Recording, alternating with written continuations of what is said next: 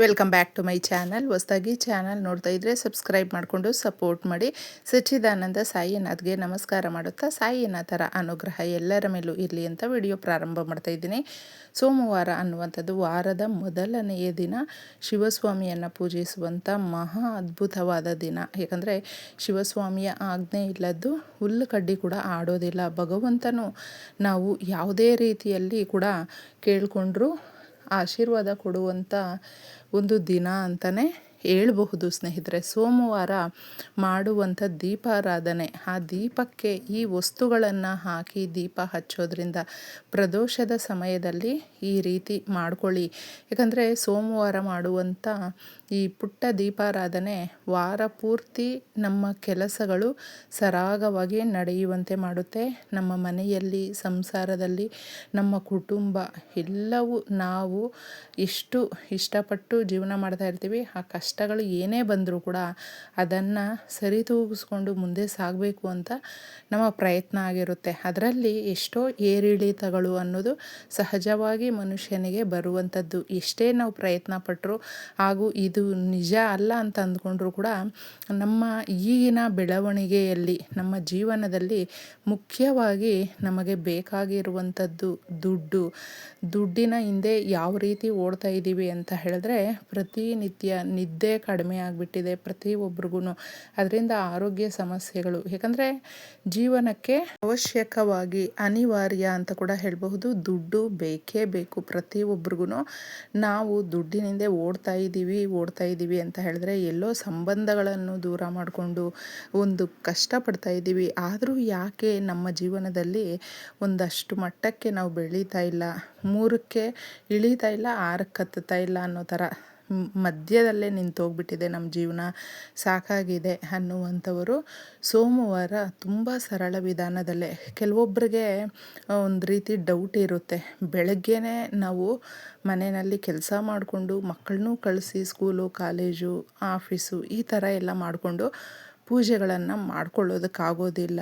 ಯಾವ ಥರ ನಾವು ಮ್ಯಾನೇಜ್ ಮಾಡ್ಕೊಳ್ಬೇಕು ಅನ್ನುವಂಥದ್ದು ತುಂಬ ಕಷ್ಟದ ಪರಿಸ್ಥಿತಿಯಲ್ಲಿ ಇರ್ತಾರೆ. ನೋಡಿ, ನಾವು ಎಲ್ಲ ರೀತಿಯ ಕೆಲಸಗಳನ್ನು ಮಾಡಿಕೊಂಡು ಬೆಳಗ್ಗೆ ನಿಮ್ಮ ಕಾರ್ಯಗಳನ್ನು ಮುಗಿಸ್ಕೊಂಡು ನೀವು ಈ ರೀತಿ ಪರಿಹಾರಗಳನ್ನು ಸಂಧ್ಯಾ ಸಮಯದಲ್ಲಿ ದೀಪಾರಾಧನೆ ಮಾಡುವಂಥದ್ದು ಕೂಡ ವಿಶೇಷವಾಗಿರುತ್ತೆ. ಯಾಕಂದರೆ ಕೆಲಸಕ್ಕೆ ಹೋಗಲೇಬೇಕು, ದುಡಿಮೆ ಅನ್ನುವಂಥದ್ದು ಮುಖ್ಯವಾಗಿರುತ್ತೆ.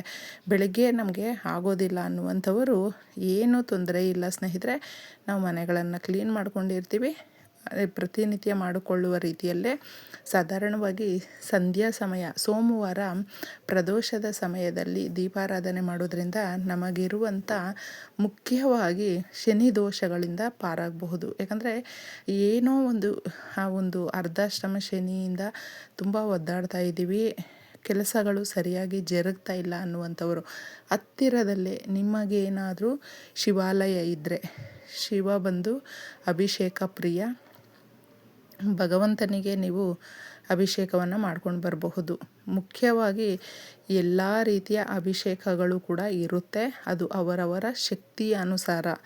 ಜಲಾಭಿಷೇಕ ಎಲ್ಲದಕ್ಕಿಂತ ಕೂಡ ಮುಖ್ಯವಾಗಿ ತುಂಬ ಶ್ರೇಷ್ಠವಾಗಿರುವಂಥದ್ದು. ನೀವು ಜಲಾಭಿಷೇಕ ಮಾಡ್ಕೊಂಡು ಬಂದರೂ ಸಾಕಾಗುತ್ತೆ. ಹತ್ತಿರದಲ್ಲೇ ಶಿವಾಲಯಗಳಿದ್ದರೆ ಮಾಡಿಕೊಂಡು ಅಲ್ಲಿರುವಂಥ ಬಿಲ್ವ ಪತ್ರೆಯನ್ನು ನೀವೊಂದು ತಗೊಂಡು ಬಂದಿದ್ದೆ, ಅದಕ್ಕೆ ಸ್ವಲ್ಪ ಗಂಧವನ್ನು ಹಚ್ಚಿ ಕೈಯಲ್ಲಿಟ್ಕೊಂಡು ನಿಮ್ಮ ಸಾಲ ಅಥವಾ ಕಠಿಣಾತಿ ಕಠಿಣ ಕಷ್ಟಗಳು ಏನಾದರೂ ಪಡ್ತಾ ಇದ್ದರೆ ಅದನ್ನು ಸಂಕಲ್ಪ ಮಾಡಿಕೊಂಡು ಶಿವಸ್ವಾಮಿ ಫೋಟೋ ಮುಂದೆ ಒಂದು 1/2 ಅವರ್ ಇಟ್ಟುಬಿಟ್ಟು, ತದನಂತರ ಅದನ್ನು ನಿಮ್ಮ ಪರ್ಸಲ್ಲಿ ಅಥವಾ ನೀವು ಬೀರ್ವಾನಲ್ಲಿ ಜೋಪಾನ ಮಾಡಿ ಇದನ್ನು ಇಡಬಹುದು ಸ್ನೇಹಿತರೆ. ಸಂಕಲ್ಪ ಮಾಡ್ಕೊಳ್ಳಿ, ಅದರ ಮೇಲೆ ನೀವು ಗಂಧದಲ್ಲಿ ಓಂ ಅಂತ ಬರೆದುಬಿಟ್ಟು ಸಂಕಲ್ಪ ಮಾಡಿಕೊಂಡಿದ್ದೆ ಇಡಬೇಕು.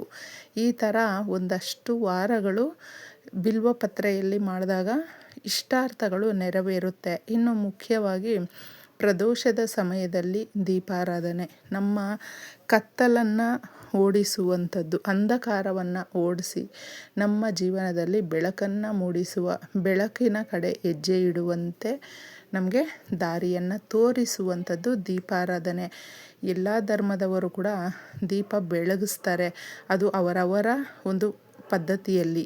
ದೀಪ ಅನ್ನುವಂಥದ್ದು ನಮ್ಮ ಜೀವನದ ಕತ್ತಲನ್ನು ಓಡಿಸಿ ಬೆಳಕನ್ನು ಮೂಡಿಸುವಂಥ ಸೂಚನೆ ಕೊಡುತ್ತೆ. ದೀಪಾರಾಧನೆಗೆ ತುಂಬ ಶಕ್ತಿ ಅನ್ನೋದಿದೆ.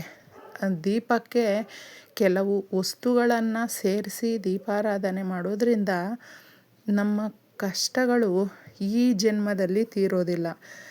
ನಾವು ಇನ್ನಿಷ್ಟೇ ಇದರಲ್ಲೇ ಒದ್ದಾಡಬೇಕು ಅಂತ ಎಷ್ಟೋ ಜನ ಅಂದ್ಕೊಂಡಿರ್ತಾರೆ.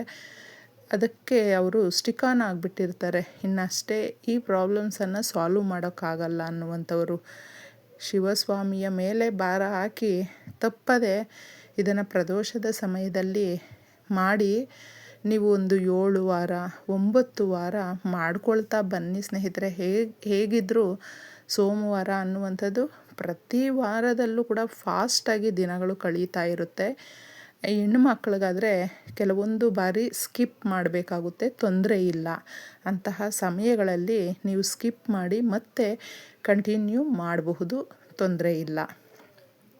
ದೀಪಾರಾಧನೆಗೆ ಮುಖ್ಯವಾಗಿ ನಿಮಗೆ ಏನಾದರೂ ತಪ್ಪದೆ ಬಿಲ್ವ ಪತ್ರೆ ಸಿಕ್ಕಿದ್ರೆ ಅದನ್ನು ಈ ರೀತಿ ದೀಪದ ಕೆಳಗೆ ಇಡಬಹುದು, ಓಂ ಅಂತ ಬರೆದು. ಇಲ್ವಾ ಸಿಗಲಿಲ್ಲ ಅಂತ ಹೇಳಿದ್ರೆ ವೀಳ್ಯದೆಲೆಯನ್ನೇ ತಗೊಂಡಿದ್ದೆ, ತೊಟ್ಟು ತುದಿಯೆಲ್ಲ ಮುರಿಯೋದಕ್ಕೆ ಹೋಗಬೇಡಿ, ಅದ್ರ ಮೇಲೆ ಓಂ ಅಂತ ಬರೆದು ನೋಡಿ ಈ ಥರ ದೀಪ ಇಟ್ಟು ಎಣ್ಣೆ ಸ್ವಲ್ಪ ಕಡಿಮೆ ಹಾಕಿ. ಏಕೆ ಅಂದರೆ ಇದರಲ್ಲಿ ನಾವು ಕಪ್ಪು ಎಳ್ಳನ್ನು ಹಾಕಬೇಕು.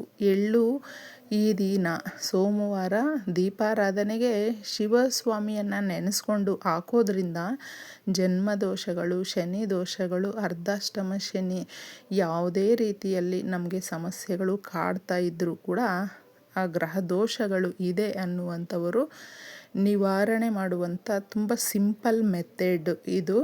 ಒಂದಷ್ಟು ವಾರಗಳು ಮಾಡ್ಕೊಳ್ಳಿ ಈ ಥರ.